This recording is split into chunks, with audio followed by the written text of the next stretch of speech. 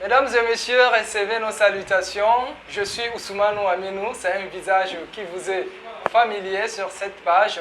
Alors aujourd'hui, je vous parle dans le cadre du concours du meilleur plaidoyer portant sur l'eau potable et l'assainissement au Cameroun que j'espère remporter grâce à vos votes.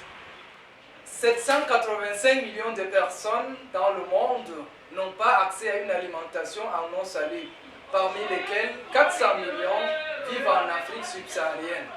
Ce sont des chiffres qui donnent des frissons, mais des chiffres réels, d'où la nécessité de s'engager. S'engager pour que l'eau potable reste publique au Cameroun, c'est l'objectif de ce plaidoyer qui voudrait également une rémunicipalisation de l'eau. La rémunicipalisation de l'eau est le fait de confier le service public de la gestion d'eau aux autorités des collectivités territoriales décentralisées, notamment les communes. Mais la principale question à laquelle on doit répondre, c'est pourquoi la rémunicipalisation d'eau au Cameroun? On peut évoquer plusieurs raisons à cette rémunicipalisation. Évoquer des raisons pour la rémunicipalisation d'eau est important. Proposer des solutions pour pallier au problème de la distribution d'eau au Cameroun l'est tout autant.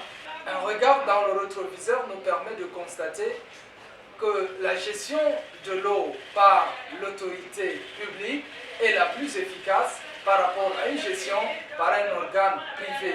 En effet, une étude menée par l'OMS et l'UNICEF au Cameroun a démontré que l'accès à l'eau potable est passé de 50% en 1999 à 74% en 2008, une période pendant laquelle la gestion de l'eau était sous la bannière de l'autorité publique, alors que ce taux est seulement de 76% de 2008 à 2015, période durant laquelle la gestion de l'eau a été privatisée.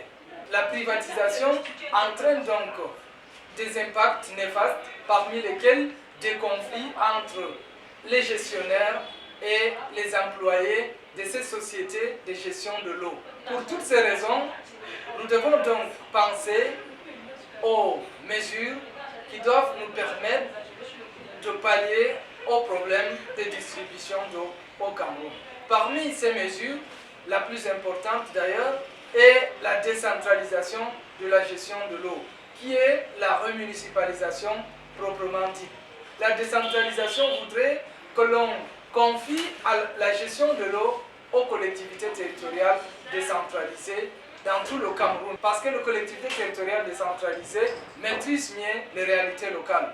Parmi les mesures qu'on doit également prendre figure en bonne posture le renforcement de la participation citoyenne.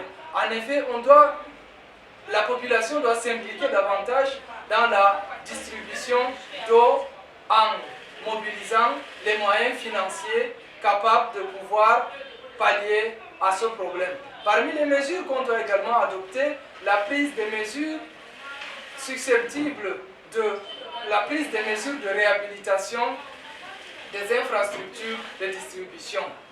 En effet, l'une des causes des coupures d'eau est la vétusté des équipements. Il faut donc repérer les fuites et réparer les équipements pour une distribution sans anicroche.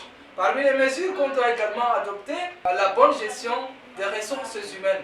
Des employés mal payés ont forcément un rendement moindre par rapport à des employés bien traités. Aujourd'hui, l'eau est accessible, mais sa qualité laisse à désirer. Voilà pourquoi nous proposons une solution de prévention pour une bonne qualité d'eau.